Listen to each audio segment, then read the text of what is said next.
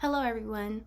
Today let's explore a hot topic. Are selfies considered narcissistic or just a part of our social norms today?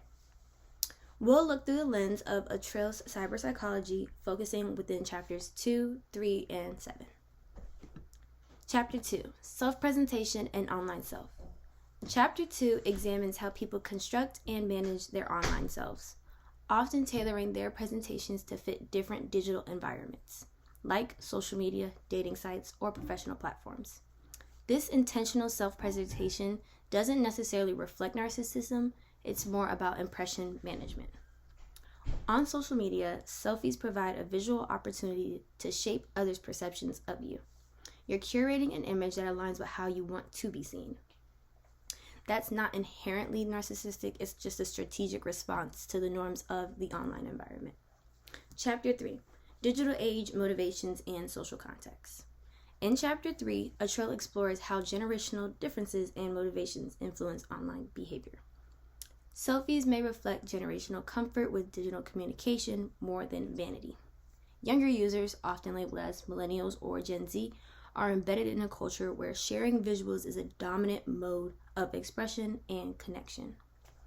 So, posting selfies might be less about self-obsession and more about fitting in with social practices, sharing life experiences, or building digital relationships, or conforming to peer expectations. Chapter 7, Motivations of Sharing the Cyber Self.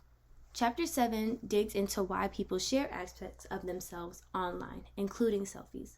According to Atril, these motivations include seeking connection and belonging, expressing identity, gaining feedback and reinforcement, and social comparison. For many, a selfie might just be a way to say, I was here, to connect with friends, or to celebrate different achievements, not necessarily to seek attention or admiration in a narcissistic way. Then we go into the difference between narcissism versus the norms. Narcissistic personality disorder, NPD, is characterized by traits such as an inflated self-importance, entitlement, lack of empathy, and a constant need for excessive admiration.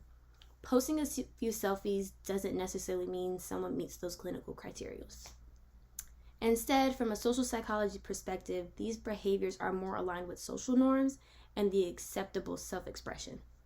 Online, visual context dominates, and sharing personal images, selfies included, is a widely accepted way to communicate. In conclusion, selfies doesn't equate to narcissism. Creating and sharing selfies is often about social connection, belonging, and self-expression. It's normative.